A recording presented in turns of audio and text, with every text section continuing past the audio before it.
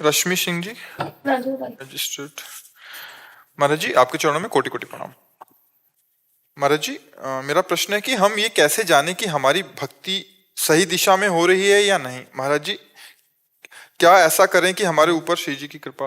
पहले हमारा स्मरण भगवद स्मरण में बदल रहा है, हमारी वासनाएं कम हो रही हैं, हमें अन्य चिंताएं कम सता रही हैं, हमारे हृदय में एक दृढ़ विश्वास जागृत हो रहा है कि भगवान मेरे हैं, तो भक्ति बढ़ रही है। अगर भगवत विस्मरण छूट रहा है, प्रपंच याद आ रहा है, भोग वासनाएं बढ़ रही हैं, प्रपंच अच्छा लग रहा है, माया बढ़ रही, भक्ति नहीं बढ़ रही। भक्ति बढ़ने के लक्षण हैं हमारा प्रभु के विस्मरण होने पर ऐसी जलन हो जाना, जैसे मछली को जल से अलग निकाले तो तड़पने लगती है, ऐसे तद विस्मरणेन परम व्याकुलते थी। भगवान का विस्मरण होने पर हृदय थर आ जाए, कांपने लगे, ऐसा कैसे हो गया। ये भक्ति बढ़ रही, इसके लक्षण है। हमारे आचरण परम पवित्र और भगवान को समर्पित, भक्ति बढ़ रही है। सबके प्रति सुखद व्यवहार, किसी को न वचन से न शरीर से दुख ना पहुंचने पावे, हमारी भक्ति बढ़ रही है। हमारे काम क्रोध लोभ मोह मद मत्सर कम हो रहे हैं, हमारी भक्ति बढ़ रही है। अगर इसके विपरीत है तो फिर माया बढ़ रही, भक्ति नहीं। महाराज जी, विश्वास पड़ना भगवान पे। मुझे कैंसर की बीमारी थी, प्रभु आपके दया से मैं उससे उद्धार हो पाई। हाँ बच्चा, ये तो ठीक है बीमारी, लेकिन एक बीमारी भव बीमारी है, भव रोग है। इसमें तो ये छोटी छोटी बीमारी, कैंसर तो एक शरीर लेगा, भव से रोग से हम अनंत जन्मों से पीड़ित हैं। आवागमन चक्र में हमें इस भव रोग ने फंसा दिया है। इससे मुक्त होने के लिए हमें भगवान की भक्ति करनी है। शरीर चाहे पीड़ा से युक्त हो, शरीर चाहे जितने भयानक दुख में हो, लेकिन हम भगवान की याद में मगन हैं तो हम भवरोग से मुक्त हो जाएंगे। नहीं, बड़े बड़े भजनानंदी संत जन कष्ट सहते हैं, वो किस लिए? इसी भवरोग से मुक्त होने के लिए। नहीं, नाम जप में तो बड़ी सामर्थ है, नाम जप से संकल्प करे तो बड़े से बड़े रोग को मिटा दे। तो वो संत जन क्यों भोगते हैं? क्योंकि वो मुक्त होना चाहते हैं। इसी जन्म में अपने प्राण प्यारे भगवान को प्राप्त करना चाहते हैं, इसलिए हर कष्ट सहते हुए भगवान की प्राप्ति के मार्ग में सुमिरन परायण। वो नाम जब भी पढ़ा, भगवान पे विश्वास भी बढ़ा है जब से। हाँ, पर हम इसका आदर नहीं करते। हम देखो, आप उत्साहित तो रहिए, प्रसन्न रहिए, हम इसका आदर नहीं करते, क्योंकि जिसका कैंसर नहीं ठीक हुआ और बड़ा भजन कर रहा है तो वो निरुत्साहित हो जाएगा ना। या जिसकी विपत्ति नहीं टली और वो भजन कर रहा है तो निरुत्साहित हो जाएगा ना। इसका भजन से लेना देना नहीं। अभी जो आपका कैंसर ठीक हुआ है, इसका भजन से लेना देना नहीं, पक्का समझ लीजिए। भजन अभी नई खेती है और ये पुरानी खेती है। अभी प्रारब्ध बकाया है शरीर को अन्य कार्यों के लिए, तो इसलिए कैंसर रुक गया है। इसमें भगवान की कृपा, या हम भजन का प्रभाव नहीं मानते। अगर हम आपको सपोर्ट करते हैं एकदम, तो फिर दसियों निराश हो जाएंगे। सैकड़ों ऐसे हैं जो भजन कर रहे हैं लेकिन विपत्ति संकट और दुख को भोग रहे हैं। तो वो पूर्व जन्म का विधान है, पूर्व कर्मों का है, वो अभी का नहीं है। इसलिए आप आनंदित रहिए, अच्छा हुआ और सबका अच्छा हो जाए, हम यही चाहते हैं सबका अच्छा हो जाए, पर उसका भजन से लेना देना नहीं है। अगर भजन से लेना देना हो तो बहुत से ऐसे लोग गृहस्थ हैं जो भजन कर रहे हैं, उनका बेटा पधार गया, बहुत हमारी जानकारी में है, बहुत से भजन में है और उनके व्यापार की हानि हुई, वो बहुत से भजन में है, उनकी कई विपत्तियां आई, तो फिर उनके भजन का फल नहीं मिला क्या? भजन कभी निष्फल होगा नहीं।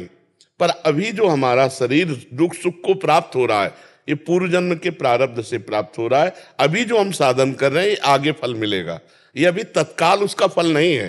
ये तत्काल आपका पुण्य उदय हुआ और आपके कैंसर को रोक दिया, आपका प्रारब्ध रुक गया। ऐसा होता है, इस विधान को समझो।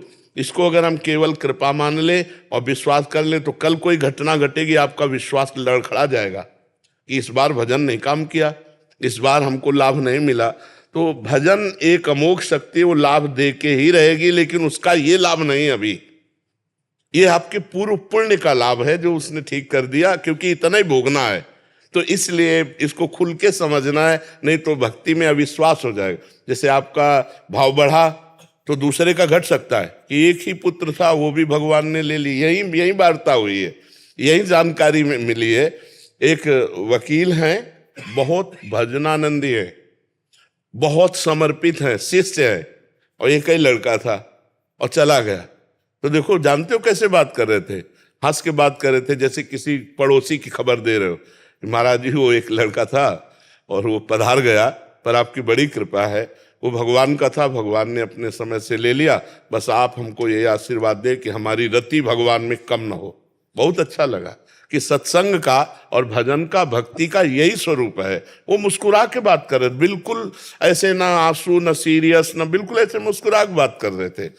तो हमें लगता है कि भक्ति का ये फल है कि भारी से भारी, अब वकील है, सब ऐश्वर्य है, अब एक लड़का अंतर ध्यान हो गया, अब किस काम का ऐश्वर्य, किस काम का सब, भाई वो पूरा परिवार सुना हो गया ना, आगे के लिए कोई रास्ता तो रहा नहीं ना। और वो पुरुष हंस के बात करे कि भगवान की बड़ी कृपा, श्री जी की बड़ी कृपा, आपकी बड़ी कृपा कि ऐसी परिस्थिति में भी हमारा भजन नहीं छूट रहा, हम भगवान, ये है भक्ति का फल, ये भक्ति का फल है। ये है कि श्री जी की कृपा, श्री जी के चरणों में आ गए, मेरे साथ जो होगा अच्छा होगा, बस। हाँ, बस, और खूब नाम जप करो। हाँ, परिणाम चाहे विपरीत आवे और चाहे अनुकूल आवे, इसकी परवाह नहीं करना चाहिए। जी। वंश जी लंदन से। राधे राधे महाराज जी। महाराज जी, मेरा प्रश्न है कि विदेश में रहते रहते अपने आसपास हो रही चीजों जो मन को भटका देती हैं, इससे बचते हुए भक्ति कैसे करें? नकारात्मक विचार मुझे बहुत प्रभावित करते हैं, जिससे मेरी मानसिक स्थिति पे असर पड़ता है, मेरे पे कृपा करें। हाँ, हम तो ऐसा कहते हैं कि जो रहीम उत्तम प्रकृति का कर सकत कुसंग, चंदन विष व्यापत नहीं लपटे रहत भुजंग। यदि हम उत्तम विचार वाले बने तो कुसंग का असर नहीं आएगा। जैसे हमें बाजार में इत्र लेना, हम जा रहे हैं, पास में कोई मांस बेच रहा है, कोई कुछ बेच रहा है, हमको क्या फर्क? हम ये तो नहीं कर सकते कि बाजार बंद करवा दें, हम तो अपनी सामान लेने जा रहे हैं।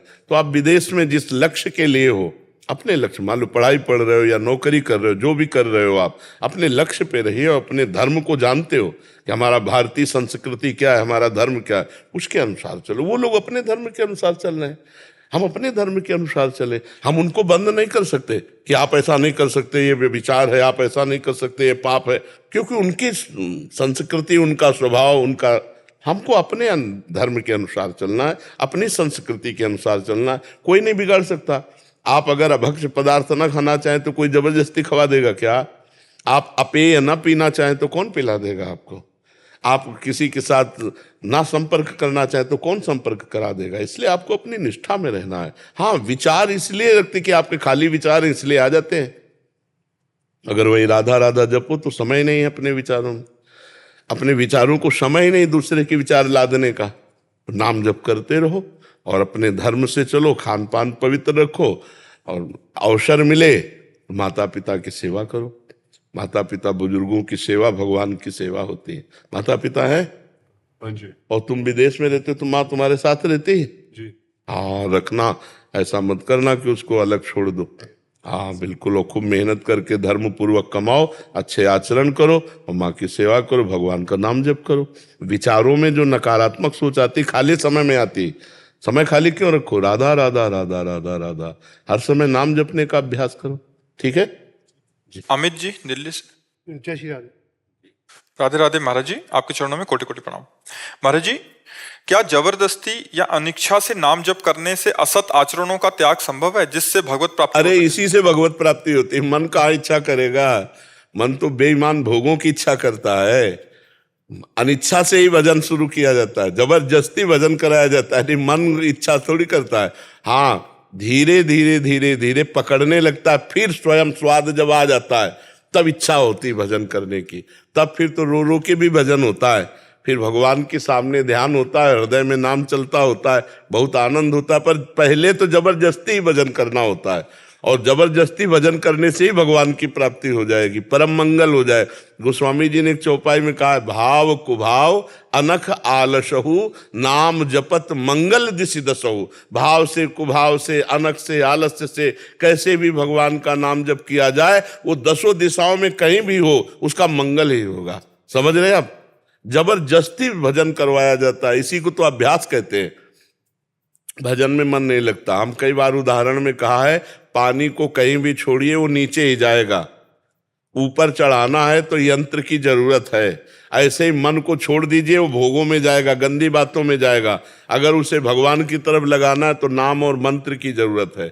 बिना नाम मंत्र जपे मन भगवान में नहीं लगता। इसलिए खूब नाम जप करो, जबरदस्ती जप करो। मन न लगे तो जबान से करो, मशीन की तरह जबान चलाओ, राधा राधा राधा राधा राधा, अपने आप सब मंगल होने लगेगा। इस लोक में भी सुख मिलेगा, परलोक में भी आनंद की प्राप्ति होगी। आशुतोष दत्त दुबे जी अयोध्या जी से। श्री हरिवंश महाराज जी, जय सीताराम। महाराज जी, जैसे एक लोभी व्यक्ति धन से प्रेम करता है, दिन रात सोचता है कि धन कैसे मिलेगा, वैसे ही हमारी भी प्रभु के प्रति प्रेम कैसे बढ़े। प्रभु का वो नील कमल के समान कोमल कोमल चरण हमारे हृदय में कब प्रकाशित होगा? कब हमारे राम जी आएंगे? हमारे भोगों के प्रति जो आसक्ति है वो नष्ट होगी। महाराज जी, इसके लिए आपके प्रश्न में उत्तर छुपा हुआ है। जो आपने कहा भोगों के प्रति आसक्ति हो वो नष्ट हो जाए। जैसे छोटी वस्तु से जब बड़ी वस्तु मिलती है तो छोटी वस्तु का विस्मरण हो जाता है। तो हमारे सामने भोग आते हैं तो भगवान का विस्मरण हो जाता है। इसका मतलब भगवान छोटे हो गए और भोग महान हो गए। हमारे सामने घटना, परिस्थिति, व्यक्ति, वस्तु, स्थान, इनके आने पर चाहे अनुकूल हो या प्रतिकूल हो, प्रभु का विस्मरण न हो ऐसा अभ्यास किया जाए। अभ्यास योग युक्तेन चेतसा नान्यगामिना, हमारा चित्त कहीं और जाए ही ना, और हमारी इतनी महत्व बुद्धि हो कि त्रिभुवन की राज्य लक्ष्मी देने पर भी आधे पल के लिए अपने प्रभु का विस्मरण न हो। तब ये बात आएगी कि भगवान के सांवले चरणारविंद हमारे हृदय रूपी कमल पर प्रकाशित हो जाए। अभी तो देह प्रिय है, प्राण प्रिय है। जब देह प्राण से अधिक प्रिय रघुनाथ जी होंगे तब बात बनेगी कि अगर देह छूटने का समय आवे, प्राण निकलने का समय आवे, तो भी भगवान का विस्मरण न हो, तब माना जाएगा देह प्राण से प्रिय रघुनाथ जी हैं। अभी तो भोग ही इतने प्रिय हैं कि रघुनाथ जी उतने प्रिय नहीं लगते। अभी तो परिस्थिति, व्यक्ति, वस्तु, स्थान, घटना, इसमें इतनी सामर्थ्य है कि रघुनाथ जी का विस्मरण करा देगी, नहीं करा देगी। तो हमको अभ्यास में रहना है, हर समय जिह्वा में नाम चले। जब तक ज्ञान का प्रकाश नहीं होता तब तक महत्व बुद्धि भोगों में बनी रहती, देहाभिमान पुष्ट रहता है। तो आंतरिक ज्ञान और बाह्य ऐसी कोई समस्या बाधा हमको परास्त ना कर पावे, उसके लिए समर्थ है नाम। राम नाम मणिदीप धरी, जी है दे हरि द्वार, तुलसी भीतर बाह्य रहू, जो चाह शिव जियार। यदि हृदय में ज्ञान का प्रकाश और बाहर मंगल भवन भगवान की वो व्यवस्था जो हमारे भजन को ना रोक पावे, तो जिह्वा पे राम राम चलना चाहिए, नाम चलना चाहिए। नाम चल रहा है रात दिन तो कोई परास्त नहीं कर सकता। नाम पाहरू दिवस निशि, रात दिन भगवान के नाम का पहरा है, तो फिर बात बन जाए। हमारी महत्व बुद्धि भगवान में हो तो भगवान का स्मरण नहीं छूटेगा। जैसे अभी 1 करोड़ रुपया आपको दे दें और कहीं भी भेज दें आपको, तो पूरी पोजीशन आपकी वहीं रहेगी 1 करोड़ में, क्योंकि महत्व बुद्धि है ना, उठते बैठते चलते फिरते पकड़े हुए भी बार बार आपका चिंतन वहीं जाएगा, क्योंकि महत्व बुद्धि। त्रिभुवन की राज्य लक्ष्मी देने पर भी जो आधे पल के लिए प्रभु का विस्मरण न करे वो महाभागवत है, वो भगवान के चरणारविंद का प्रेमी जन है। तो हमारी महत्व बुद्धि हम पहले देखें कि भगवान को बैठाले कहाँ है। बहुत छोटी जगह बैठा लें, बहुत छोटी जगह बैठा लें। छोटी सी बात, छोटी सी घटना, छोटा सा भोग, चाहे रसेंद्री कहो, जनेंद्री कहो, भगवान को भुलवा देगा। तो ये सब बड़े हो गए ना, भगवान छोटे हो गए ना। तो एक पलड़े में भगवान की भक्ति है और एक पलड़े में पूरा संसार है। हमारे को चाहिए कि भगवान से बढ़कर संसार ना लगे, इसलिए हम अभ्यास करें कि हमारा नाम न छूटे। मैं करता हूँ महाराज जी, लेकिन आप एक बार एक यहाँ जन आए थे, वो महाराष्ट्र से थे, तो आप बोले थे, मैं सुन रहा था कि आप बोले थे मतलब लिखो ना। मैं संध्या वंदन किया, उसके बाद मैं सोचा 7 मिनट और थोड़ा सा, 7 मिनट का अलार्म लगा दी। अलार्म लगा के रख दिए और उसी प्रकार लिख रहे हैं। जो मतलब जो हमको अनुभूति, जो आनंद मिला उस समय, वो बता नहीं सकता महाराज जी। उस 7 मिनट में हम रोज 2 घंटा जपते हैं, लेकिन उसका मतलब अलग कर देंगे उस 7 मिनट। वो 7 मिनट महाराज जी हमारे लिए लग रहा था भगवान स्वयं आराम। बस ऐसे चुपचाप गुप्त चलते रहो और अभ्यास बनाते रहो, अपने साधन को प्रकाशित ना करे। जैसे कहीं से भी बात मिले वो अपने साधन में ले आए, उसे गुप्त रखे तो बढ़ती चली जाएगी। और बड़े भाग्यशाली हो बच्चा, स्वस्थ शरीर, जवान शरीर है, भजन कर लो। अभी भजन में मन लगा लो, नहीं जब शरीर अस्वस्थ हो जाता है या भारी समस्या फंस जाती, तो जिसका मन प्रभु में लगा है तो लगा, नहीं फिर लगना मुश्किल हो जाता है।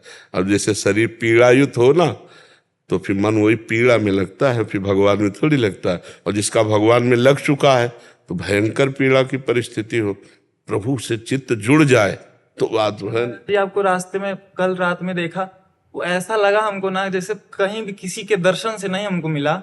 जो आपको पहली नजर में देखे हम, ऐसा लगा कि कौन मतलब भगवान। वो भगवान की बच्चा कृपा होती है, भगवान की कृपा होती है। अब जैसे ये जीवन है ना, केवल भगवान को समर्पित जीवन है। बस बाट जो रहे हैं शरीर छूटने की, कि कब उनका हुक्म हो और उनके चरणों में समर्पित हो जाए। पूरा जीवन, हाँ पूरा जीवन जिसके लिए तड़पा जाता है ना, ये अंतिम उन्हीं के लिए होता है। कि बस कहीं ऐसा ना हो कि और चिंतन आ जाए और फिर शरीर छूटे, उन्हीं का चिंतन से निरंतरता बनी रहे महाराज जी। ऐसे मंदिर में जैसे कनक भवन सरकार है, मैं कभी ऐसा हमेशा तो नहीं, लेकिन बच्चा मंदिर के बाहर निकलती वो मतलब कुछ समय बाद छूट जाता। बात यह है बच्चा कि अभी तुमने अपने हृदय मंदिर के ठाकुर जी के दर्शन नहीं किए, माना नहीं कि हृदय मंदिर में ठाकुर जी है। नहीं तो चाहे जहां अपवित्र स्थान हो वहां ले चलो, वहीं भी वैसा ही आनंद रहेगा जैसा वृंदावन में आनंद रहेगा। अपवित्र स्थान में भी क्यों, यहाँ प्रभु को देखो, यहाँ भी प्रभु विराजमान है। केवल बाहर ही प्रभु मंदिर में नहीं विराजमान है, केवल प्रभु धाम में ही विराजमान नहीं है। कहो सो कहाँ जहाँ प्रभु नहीं, तो यहाँ भी प्रभु को देखो ना। बाहर कनक बिहारी के दर्शन करो, फिर अंदर कनक बिहारी को लाओ, और जिधर जाओ वो साथ में हमारे हैं। जब सर्वत्र हैं तो यहाँ भी हैं, जब सबके हैं तो यहाँ भी हैं, जब सब समय है तो इस समय भी है। भजन जो है वो विचार से होता है। हमारा विचार संसार का है, हम घसीटना चाहते हैं प्रभु का नाम तो बड़ा मुश्किल पड़ता है। जब हमारा विचार ही भजन में बन जाता है, हम इनसे बात कर रहे हैं, इनको भगवान देख के बात कर रहे हैं, हमारा विचार भजन है। हम आपसे बात करना, कोई क्रिया करना, कहीं जाना कहीं आना, परिवार से बात करना या व्यापार करना या किसानी करना या नौकरी, ये सब भजन बन जाए बच्चा, अगर हमारे विचार भजन बन जाए। हमको केवल एक भजन और एक संसार, दो विभाग नहीं करने, हमको संसार को भी भजन बनाना है, तभी सच्चा भजन हो पाएगा, आठों पैर भजन हो पाएगा। देखो, जड़ चेतन जग जीव जत सकल राम में जान, ये है भजन का स्वरूप। जहां भी है, जहां भी दृष्टि जा रही, सब भगवान का स्वरूप है, ऐसा मानना जी। सागर जी, कुरुक्षेत्र। महाराज जी राधे राधे। राधे राधे महाराज जी। महाराज जी, ठाकुर जी के प्रेमियों को विरह क्यों मिलता है? प्रेम का प्रभाव ऐसा होता है और प्रेम का स्वभाव ऐसा होता है। प्रभाव ऐसा होता है कि बड़े बड़े ज्ञानी को भी विस्मरण करा दे, भगवान को विस्मरण करा देता है। देखो, प्रेम का प्रभाव तुम्हें दिखाते हैं। प्यारी जू जब जब देखो तेरो मुख, तब तब नयो नयो लागत, ऐसो भ्रम होत देखो न कबहू री, दुति को दुति लेखनी न कागत। स्वामी हरदास जी से बिहारी जी महाराज बात कर रहे हैं कि सखी, अपनी प्यारी जू का जब मुख देखता हूं तो ऐसा लगता है कि मैंने कभी देखा ही नहीं, नया नया लग रहा है। अच्छा, जब नेत्र रूप देख रहे हैं तो पूरे हृदय और शरीर में विरह संचरित है मिलन के लिए, और जब मिलन हो रहा है तब नेत्र विरही हो रहे हैं। ये हम प्रिया प्रीतम की बात कह रहे हैं। तो भक्त में जब प्रेम का जागरण होता है तो प्रेम का प्रभाव ऐसा होता है कि प्रभु सामने है फिर भी वो तड़प रहा है। अरबरात मिलवे को निस दिन, और मिले ही रहत निस दिन, और मनो कबहु मिले ना। बोले क्या बात कर रहे हो तुम, हमारी समझ में नहीं आई। मिलने के लिए तड़प रहे हो, रात दिन मिले हुए हैं और मानो कभी ना मिले हो, तो ये क्या पहले है? तो इसीलिए लिखना पड़ा, भगवत रसिक रसिक की बातें रसिक बिना को समझ, बिना प्रेमी हुए प्रेमी की बातें नहीं समझ में आ सकती। भगवान सामने हैं गोपियों के, और हा प्राणनाथ हा कृष्ण, और विरह में तड़प रहे हैं। ये प्रेम का स्वरूप है। प्रेम का स्वरूप है कि मिले हुए भी अनमिल माने, कि मानो मैंने कभी देखा ही नहीं, कभी मिले ही नहीं। ऐसा प्रेम वैचित्र दशा भगवान में प्रकट हो जाती है। जीव की तो बात जाने दो, वो प्यारी जी से कह रहे हैं कि ऐसा लगता है कभी नहीं आपको देखा है। तभी प्रभु विकल हो जाते हैं, प्यारी जू विकल हो जाती है। प्यारी जू प्रभु के समीप बैठी हुई है और अचानक प्रेम दशा बदली और लगा कि लालजू दूर हो गए। तो अंक स्थिते पिदयते किमपि प्रलापम हा मोहनेति मधुरम विदधत्य अकस्मात्। अंक स्थिते भी, अंक में विराजमान है, और एकदम प्रेम ने विस्मरण करा दिया और उनको लगा कि लालजू चले गए। तो पुकारने हा श्याम सुंदर, हा कृष्ण, हा कमल दल, और उन्हीं की गोद में जब शुद्ध आई तो देखा कि अरे उन्हीं की गोद में। अंक स्थिते पी, अंक माने गोद में, अंक स्थिते पी दैते किमपि प्रलापम हा मोहनेति मधुरम विदधत अकस्मात्। ये प्रेम का प्रभाव कि प्रभु को विस्मरण करा देता है। अपने लोग तो जीव है, समझ रहे ना। प्रेम महासामर्थ्यशाली। महाराज जी, जैसे कि राधा भाव गाता हूँ तो लोग बोलते हैं कि तू तो रोने वाले भजन गाता है, सीधा ऐसे बोलते हैं हमारे। नहीं, लोग क्या बोलते हैं, प्रेमी परवाह थोड़ी करते। न लाज तीन लोकन की, न वेद को कहो करे, न शंख भूत प्रेत की, न देव जच्छते डरे, सुने न कान और की, दृश्य न और इच्छना। हमें अपनी मस्ती में रहना। लोग हमें क्या, हम लोगों के लिए प्रेमी है क्या? हम लोगों के लिए भजन, लोगों के लिए परमार्थ, लोगों के लिए प्यारी जू प्यारे जू से थोड़ी जुड़े। वो तो हृदय की बात। लोग हमको पागल कहें, बोलते हैं महाराज जी, कहते हैं तू कभी पागल ना हो जियो। नहीं पागल नहीं, प्रेम में तो बहुत ज्ञान विज्ञान होता है, वो पागल थोड़ी होता है। लेकिन संसार में जो पागल, उनकी नजर में प्रेमी पागल है। जो प्रेमी जी है उनकी नजर में संसार के लोग पागल है नहीं। एक दूसरे को पागल ही देखते हैं। संसार के पागल किसे असली कहते हैं? जो कबाड़ बटोरे, नहीं कबाड़ बटोरने लगे तो कहते पागल आदमी। तो संसार कबाड़ ही तो है, यहाँ सब छूटना है, सार कोई वस्तु है नहीं। जवाब दे देता महाराज जी, हम पागल हैं, पागल वृंदावन था। हाँ, नाम जप करो और गंभीर रहो और चुप रहो, किसी को जवाब न दो। भजन परायण। उमेश चंद्र जी मुथरा से। राधे राधे महाराज जी, आपके चरणों में कोटि कोटि प्रणाम। महाराज जी, मेरा प्रश्न है कि जब हम ईश्वर की भक्ति या पूजा करते हैं तो हमारा मन और इंद्रियां इधर उधर क्यों चलती हैं? बहुत कोशिश के बाद भी नहीं पूर्वाभ्यास किसका है प्रश्न? पूर्वाभ्यास। पूर्वाभ्यास हमारा भोगों का रहा है ना, तो हमारा मन इंद्रियां उधर जाती है। और जब इनका अभ्यास नया ये है भजन के लिए, आज तक भजन नहीं किया, किसी जन्म में भी भजन हुआ होता तो हमारी दुर्गति खत्म हो गई होती। जब से सृष्टि रची गई आज तक भजन नहीं हुआ, अब भजन शुरू किया तो पूर्वाभ्यास। मना खष्टान इंद्रियाणि प्रकृति स्थान कर्षति। भगवान गीता जी में कहते हैं कि यद्यपि जीव तो मेरा अंश है, ममई वांशो जीव लोके जीव भूता सनातना, पर मना खष्टान इंद्रियाणि प्रकृति स्थान। प्रकृति माने यही शब्द स्पर्श रूप रस गंध जो भोग है, इन्हीं में जाता है 5 ज्ञान इंद्रियों को लेकर मन, क्योंकि पूर्वाभ्यास इसका है। अब इसका अभ्यास भजन का जैसे डलवाया आपने, 10 मिनट भजन में अगर तुम्हारा मन लगने लगा और उस समय कोई विक्षेप करेगा तो आपको बर्दाश्त नहीं होगा। फिर लगेगा कि हम 24 घंटे में यार 10 मिनट तो भजन करते, उसी में आके तुम्हें हमसे बात कर, मतलब मन राजी हो गया।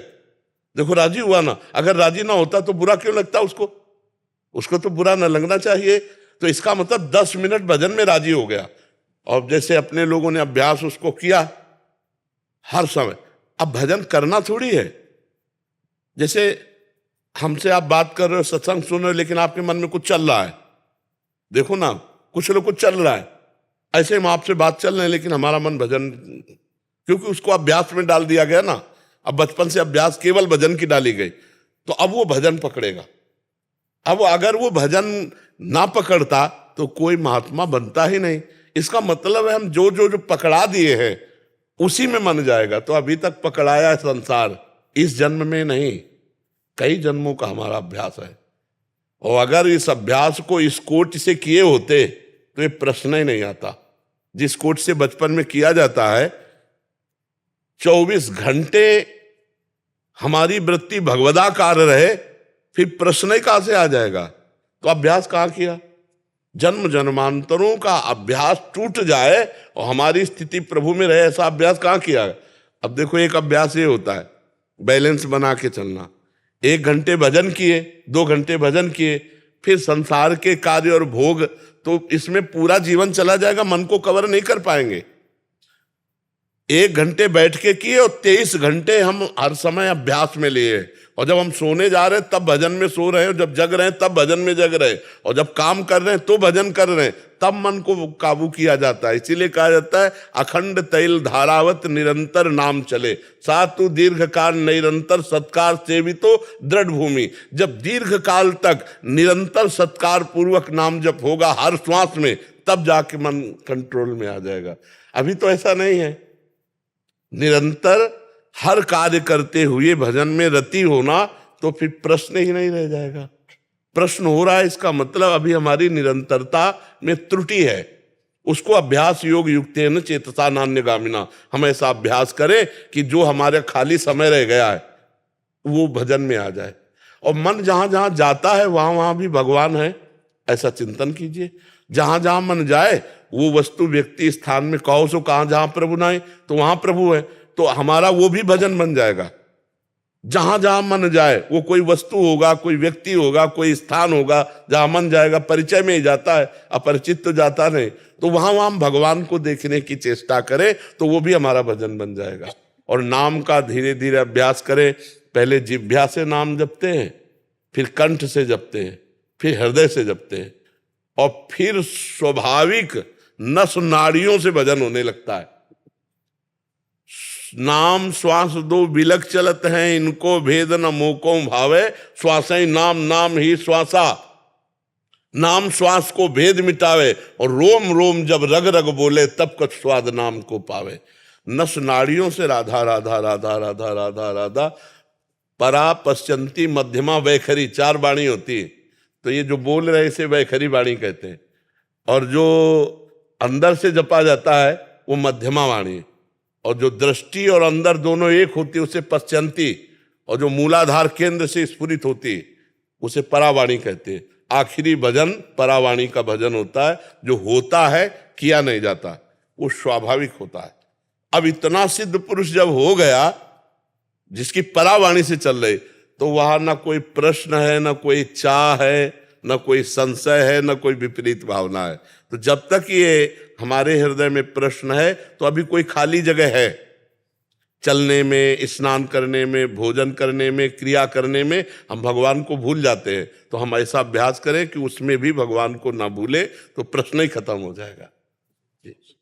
गायत्री करते हैं ब्राह्मण है तो हनुमान जी की पूजा करते हैं और इष्ट मंत्र का जाप करते हैं। बोले कि गायत्री तो करनी पड़ती है ब्राह्मणों को, तो करते हैं। तो शेष समय चलते फिरते उठते बैठते नाम जप कर लो। जिस समय माला नहीं चला रहे हो जी, उठते बैठते चलते फिरते नाम जप करो। द्वारिकाधीश का ही नाम जप करो, श्री कृष्ण उन्हीं का नाम जप करो। और चलते फिरते उठते बैठते, अब मानो गायत्री जप तो ठीक है, इसके बाद आप ऐसे समय में जिस समय प्राण निकले और नाम जप नहीं हो रहा और उस समय संसार का चिंतन हो रहा, तो धोखा हो जाएगा ना। हो जाएगा। हाँ, तो उठते बैठते चलते फिरते नाम जप का अभ्यास कीजिए। ठीक है। शंका है जी, आत्मा परमात्मा में क्या? कोई भेद नहीं, कोई भेद नहीं है। जैसे शीशा सामने रख लो तो तुम में और तुम्हारे प्रतिबिंब में क्या भेद है? कोई भेद नहीं ना। शीशा हटा दो तो आप ही आप बच गए ना। तो ये देह भाव होने के कारण, समझना हमारी बात, वो आत्मा कही गए और देह भाव हटे तो वो परमात्मा ही है, कोई अंतर नहीं। चौपाई देखना, सोई जाने जे देह जनाई, तो जानत तुम्हें हो जाए, तुम्हें हो जाए। वो भगवत स्वरूप है। आत्मा परमात्मा में, परमात्मा भूलोक में कहाँ निवास करे? सबके हृदय में। आप कृपा बनाए सदमार्ग गौ माता। हाँ, गौ माता की सेवा ही भगवत सेवा है। बस ये कि हम दूध की प्रधानता न रख करके गाय की प्रधानता रखें। अपने महाराज जी 50 गाय हैं, हाँ। 6 दूध देती हैं, बाकी सब हाँ बस बहुत, हाँ यही कि अगर हम दूध केवल प्रधानता रखेंगे तो जो गौएं दूध नहीं देती फिर उनकी सेवा में त्रुटि हो जाएगी, तो हम उनकी भी सेवा करें तो भगवान की प्राप्ति के लिए ये सुदृढ़ है। गौ सेवा सुदृढ़ मार्ग है, क्योंकि स्वयं गोविंद ने गौ आराधना की, गोविंद ने ही गाय चराई, गाय की सेवा की। तो यदि आप गौ सेवा करते हो, नाम जप करते हो, भगवान की प्राप्ति के लिए समर्थ साधन है। भगवत सेवा से हाँ बहुत धन्यवाद महाराज। हिमांशु जी। राधा वल्लभ श्री हरिवंश महाराज जी। महाराज जी, जब ये सांसारिक जीवन में कुछ नहीं मिलता था तो बहुत परेशान रहता था, अब कुछ भी मिलता है तो डर लगता है कि मैं श्री जी से दूर ना हो जाऊं। महाराज जी, ये मेरा संसार श्री जी से दूर नहीं कर सकता है यदि हम भगवत स्मरण परायण रहे तो नाम जप करते रहे। देखो तुम्हें कितना मिला होगा, बहुत छोटी बात है। चक्रवर्ती सम्राट महाराज अम्बरीश जी पूरा राजकाज देख रहे हैं, भगवान के भक्त हैं। तो अगर हम भगवान से जुड़े रहने के लिए भगवान का स्मरण करते रहे, इसमें कोई पैसा नहीं लगता, कोई मेहनत नहीं लगता। राम कृष्ण हरि जो नाम प्रिय है, राधा राधा राधा, वो नाम अंदर जप रहे और खूब मेहनत कर रहे, खूब सेवा कर रहे हैं। जो भगवान दे रहे हैं खुद खाएं, औरों को पवाएं, 4 की सेवा करें। जैसे आपके पास 4 रोटी ज्यादा है तो और पशु पक्षियों को पवा दें और सेवा में लगा दें। कोई बंधन कारक थोड़ी, 100 रुपया ज्यादा आ गए किसी की सेवा में लगा दें। बांधना तो तब होता है जब हम कर्ता और भोक्ता बने। जब हम भगवान से जुड़े रहते हैं तो कोई बंधन नहीं है, न स्त्री बंधन है, न पुत्र बंधन है, न परिवार बंधन है। क्यों? ये सब भगवान के स्वरूप है, सब भगवान की हमें सेवा मिली तो हम सेवा कर रहे हैं और उनका नाम जप कर रहे हैं, चित्त उनसे जुड़ा हुआ है, सब काम बन गया।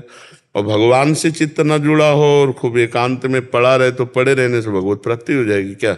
बहुत से ऐसे जीव हैं जो माटी खा के रहते हैं, बहुत से ऐसे जीव हैं जो पानी पी के रहते हैं केवल। नहीं, मछली कितने जीव हैं जो पानी पी के, कितने फल खा के रहते हैं। तो सबको भगवत प्राप्ति थोड़ी हो जाती है। भगवत प्राप्ति भगवत चिंतन से होती है। वो चिंतन करते हुए बढ़िया संसार के सब काम करो, कोई परेशानी नहीं। ब्याह करो, गृहस्थ धर्म में रहो, मेहनत करो, पैसे कमाओ, माता पिता परिवार की सेवा करो और नाम जप करो, कोई बंधन नहीं। भगवान से विमुख होना बंधन है और भगवान से सम्मुख होना कोई बंधन नहीं। नहीं, अब हम सुबह से बैठे आप लोगों के बीच में ही तो बैठे हैं, तो बंधन है क्या? नहीं, अपने प्रभु की चर्चा कर रहे हैं, अपने प्रभु के जनों से मिल रहे हैं। आप सब हमारे प्रभु के जन हैं, प्रभु स्वरूप है, कोई बंधन नहीं। अभी पर्सनल मेरा कोई तो एक आदमी नरक पहुंचा देगा, एक आदमी, और पर्सनल मेरा कोई नहीं तो लाखों आदमी मिलते जुलते हैं, कोई परेशानी नहीं है। समझ रहे ना? ऐसे रुपया पैसा सब वस्तु अपने प्रयोग के लिए कुछ नहीं है। अपने को तो जितना है नौकर की तरह केवल रखना है, पेट में डाल लेना, कपड़ा पहन लेना और दिन भर मेहनत करना है। हम नौकर हैं प्रभु के और ये परिवार प्रभु का है, उसकी सेवा कर रहे हैं। जितना जितना हमको सेवा मिलती जा रही उतना उतना हम सेवा कर रहे हैं, बंधन थोड़ी है।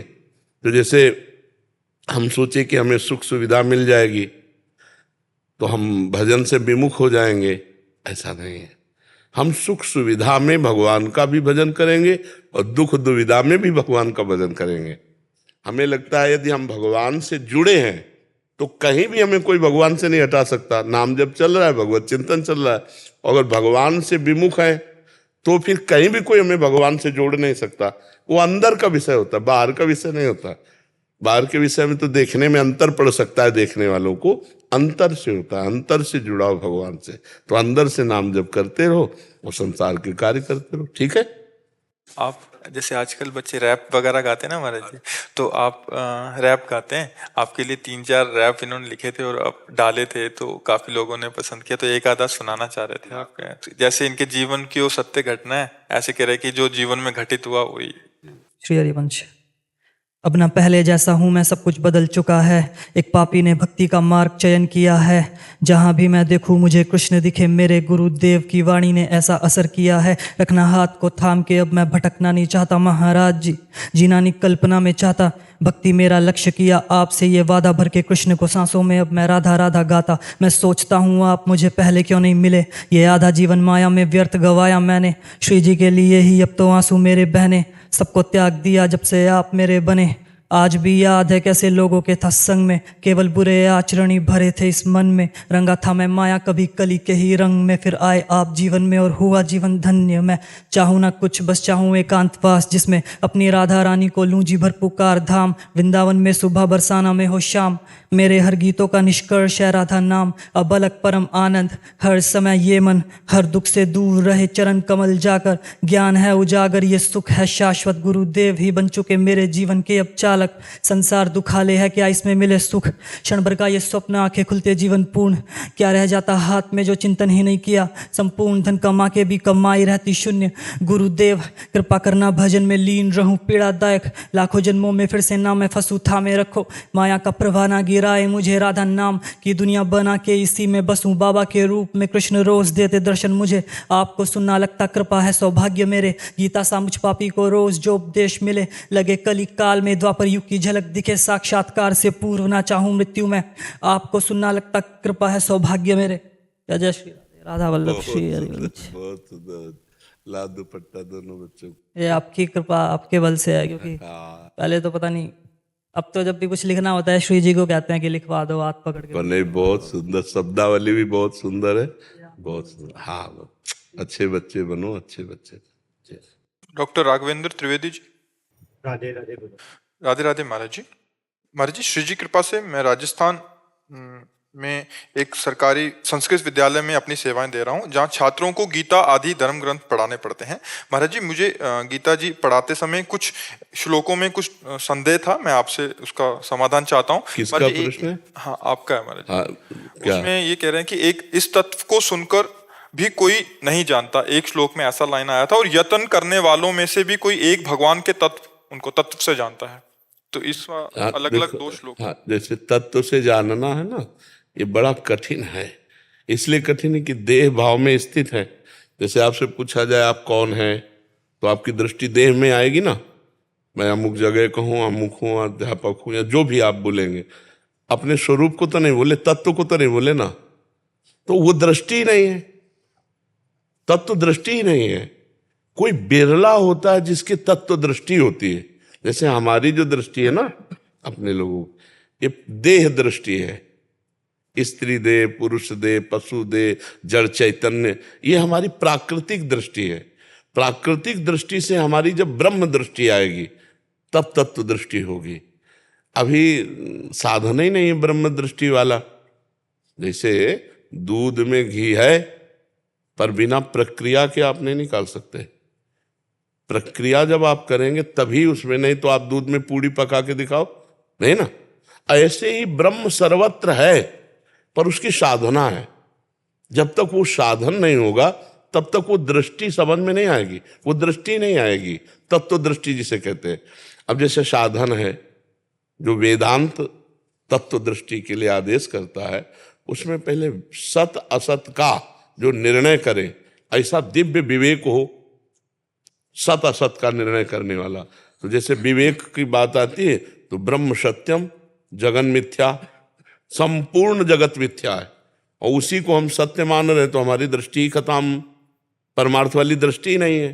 तो पहला तत्व दृष्टि के लिए पहला लक्षण है विवेक, जो सत असत का तत्काल निर्णय कर दे, उसको विवेक कहते। बिना सोचे विचार करके निर्णय करना नहीं, विवेक वो नहीं होता। विवेक होता है तुरंत, नहीं तो विचार का अवसर नहीं देता काम क्रोध आदि। वो विचार का अवसर नहीं, वो इतना लपेट लेते हैं, इतना तन्मय कर लेते हैं कि मुझे भूख चाहिए, या मुझे गुस्सा आ रहा है, या मुझे भूख लगी, या मुझे प्यास लगी है। ये मेरे को नहीं लगती, इनका अलग अलग धर्म है। इसीलिए तत्व दृष्टि, अब जैसे भूख लगी है तो प्राणों का धर्म है, हमारा थोड़ी धर्म है। हमें देखना है, ये नेत्रेंद्रिय का दृष्टि, ये मन और नेत्रेंद्रिय मिलकर देखना चाहते हैं। मुझे प्यास लगी, ये प्राणों का धर्म है। अब हर इंद्रिय का सबका अलग अलग धर्म है, और हम उनको स्वीकार किए हुए हैं। इसी भ्रम को मिटाना है। तो पहला है सत असत का विवेक, दूसरा है लोक परलोक के भोगों से वैराग्य, तीसरा है इंद्रिय निग्रह सम, चौथा है मनोनिग्रह, मन का संयम करना। पांचवा है तितिक्षा, भारी सहनशील, मान अपमान सुख दुख निंदा स्तुति सबको सह जाए। और फिर है समाधान, समाधान माने लक्ष्य, भगवत तत्व ब्रह्म तत्व इसका लक्ष्य। फिर है मुमुक्षुता, मैं मुक्त होना चाहता हूं। ये साधन चतुष्टय जब होता है उसके अंदर, सठ संपत्ति और साधन चतुष्टय, तब वो इस ज्ञान के मार्ग का पथिक होता है।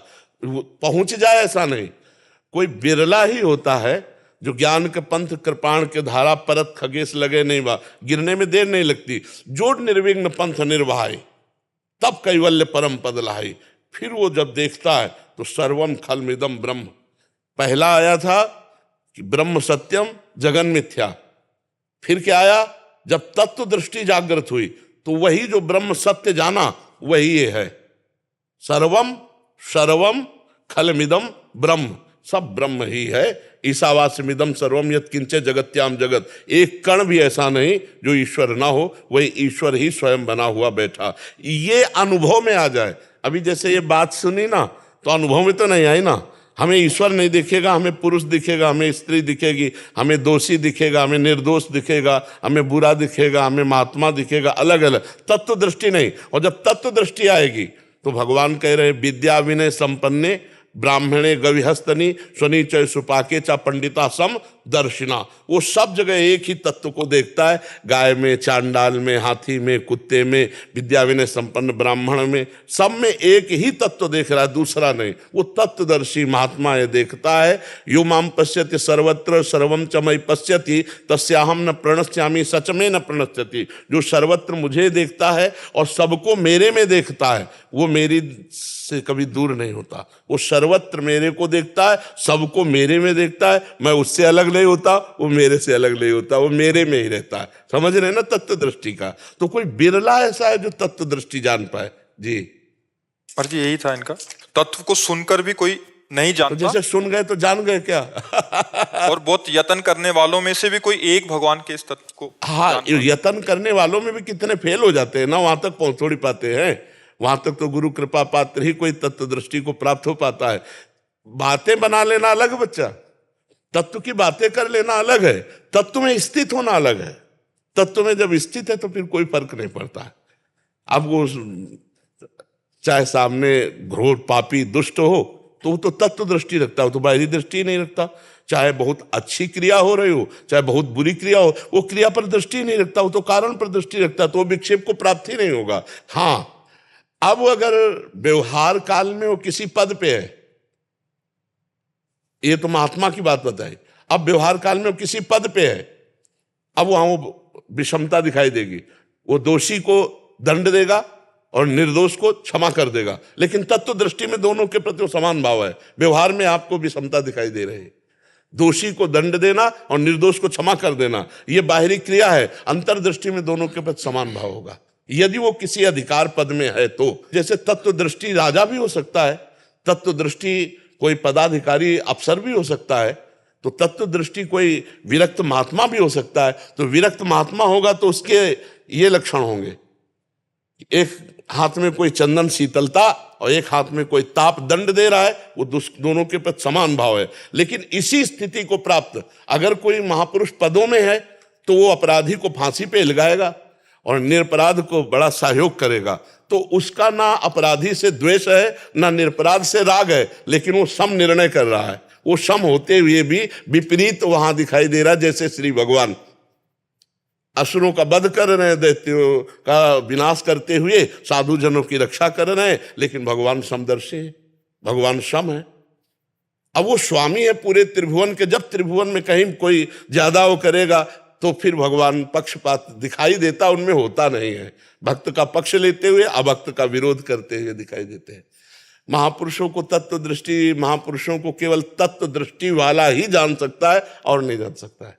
बाहरी लक्षणों से नहीं जाना जा सकता है, क्योंकि बाहरी व्यवहार अगर वो किसी पद में है, मान लो किसी पत्नी का पति है तो उसके साथ बिल्कुल ठीक पति जैसा व्यवहार होगा। वहीं उसकी बहन है, उसके साथ ठीक बहन जैसा व्यवहार होगा। वहीं उसकी बेटी है, ठीक बेटी जैसा उसका व्यवहार होगा। वहीं माँ है, अब ये चार शरीर स्त्री शरीर है, चारों के साथ व्यवहार अलग अलग करेगा, दृष्टि एक है। तत्व दृष्टि एक है। अगर वो चारों के साथ व्यवहार एक जैसा करे तो मूर्ख है, वो पापी है, दंडनीय है, वो ज्ञानी नहीं है। तत्व दृष्टि में चारों के प्रति समान दृष्टि रखते हुए व्यवहार में विषमता आ जाएगी, व्यवहार में भेद आ जाएगा। बहन के साथ बहन जैसा, बेटी के साथ बेटी जैसा, पत्नी के साथ पत्नी, तभी वो सच्चा ज्ञानी माना जाएगा। जब आप कहते हैं कि दर्शन बर्तन नहीं, हाँ दर्शन, हाँ, समदर्शिता तत्व दृष्टि का दृष्टि है, व्यवहार नहीं। व्यवहार अपने ही शरीर में एक जैसा नहीं हो सकता।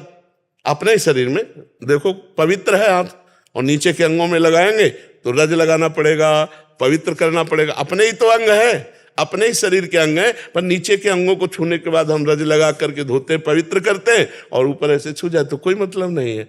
तो शरीर में हमारा ही है, लेकिन व्यवहार में भेद हो गया। नीचे के अंगों का स्पर्श करके हम पवित्रता का निर्वाह करेंगे और ऊपर के अंग छू जाए तो कोई परेशानी नहीं। तो ऐसे ही जैसे हमारा ही शरीर है पर व्यवहार में भेद है, ऐसे ही व्यवहार में भेद रहेगा उसके भी, जो तत्व दृष्टि वाला महापुरुष है। समझ पाए? महाराज जी, इनका एक और प्रश्न था, अच्छा प्रश्न था। जरूर कीजिए, क्योंकि जब बच्चों को समझाते हैं तो इनको सुलझना चाहिए। एक भगवत गीता के 1-2 श्लोकों में इनको और था कि भगवान किसी के पाप पुण्य को ग्रहण नहीं करते। एक श्लोक में एक कहा था, और दूसरे श्लोक में अन्य अध्याय के, तू जो कुछ करता है वो सब मुझे अर्पण कर दे, अर्थात भगवान सब कुछ ग्रहण करते हैं। हाँ। एक तरफ कह रहे हैं किसी के पाप पुण्य को ग्रहण आप नहीं ये समझना है कि हमको किसी से कोई मतलब नहीं है, उत्तर हम दे रहे हैं, हमको किसी से कोई मतलब नहीं। और देख, तू मेरा शरणागत है, तू चिंता मत कर, पूरा भार मैं लेता हूं। 2 शब्द हैं, जो करोगे भोगना पड़ेगा, अवश्य में भोक्तव्यम कृतम कर्म शुभाशुभम। और एक शब्द है, तुम शरणागत हो, तुम चिंता क्यों करते हो? अहम ताम स्वर पापे मोक्षयिष्यामि मा शुचा, मैं तुम्हें पवित्र करूंगा समस्त पापों से। यत् करोषि, जो तुम करते हो मेरे को समर्पित करो। ये संबंध एक जगह बोल रहे हैं शरणागत संबंध को लेकर, और एक जगह सार्वभौम राजा भगवान बोल रहे हैं, जो तुम करोगे तुम्हें भोगना पड़ेगा, तुम्हारे पाप पुण्य का अधिकारी मैं नहीं, तुम्हें भोगना पड़ेगा। अवश्य में भोक्तव्यम कृतम कर्म शुभाशुभम, शुभ अशुभ मेरे। और एक है शरणागत, तो उससे कह रहे जो कर रहा है तुम मेरे को समर्पित कर, मैं संभाल लूंगा, मैं अहम ताम स्वर पापेभ्यो मोक्षयिष्यामि मा शुचा, मैं संभाल लूंगा, तू चिंता मत कर। अपचेतु दुराचारो भजते माम अनन्य भाग, साधुरेव समंतव्या सम्यक व्यवसिता। ऐसा घोर दुराचारी भी हो और मेरी शरण में आ जाए तो मैं उसे महात्मा बना दूंगा। क्षिप्रम भवति धर्मात्मा। समझ रहे ना? दोनों जगह अलग अलग बातें हैं। अलग अलग बातों को अगर हम एक जगह मिलाएंगे तो फिर वो मिल नहीं पाएंगी। एक जगह राजा बन करके सार्वभौम सिद्धांत बोल रहे हैं और एक जगह पक्षपात शरणागत का ले रहे हैं कि तो जो कर मेरे को समर्पित कर। तो आग में चंदन डालो तो आग, लोहा डालो तो आग, और विष्ठा डालो तो आग। आग अपना स्वरूप प्रदान कर देती है। तो जब ऐसे हो जाते हैं ना तो शुभ अशुभ दोनों भस्म हो जाते हैं, भगवत स्वरूप हो जाता है जीव। पुण्य और पाप दोनों नष्ट हो जाते हैं। अगर पुण्य भी रहेगा तो सोने की जंजीर है, पाप रहेगा तो लोहे की जंजीर है। बंधन तो दोनों से ही प्राप्त है। पाप और पुण्य दोनों का नाश करके भगवत स्वरूप हो जाता है। आप समझ पाए इस बात को? अगली बात हो गया।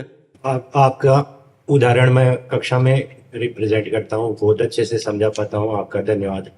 और आपका चित्र लेकर के नाम जप करता हूँ, गुरु मानता हूँ। आप वो आपकी श्रद्धा का विषय है, आपकी भावना का है।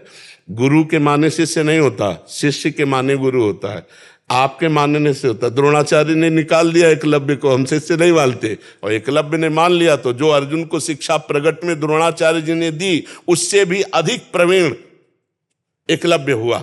आश्चर्य की बात है, अर्जुन जी को प्रगट में शिक्षा दी, उनसे भी प्रवीण एकलव्य जी ने भाव से शिक्षा ली, द्रोणाचार्य की मूर्ति बनाकर और उनको गुरु बनाकर। ये तो अपने शिष्य के भाव का है, वो किसको गुरु मान करके क्या प्राप्त कर लेता है, ये उसकी भावना है जी। राधा राधा राधा राधा राधा राधा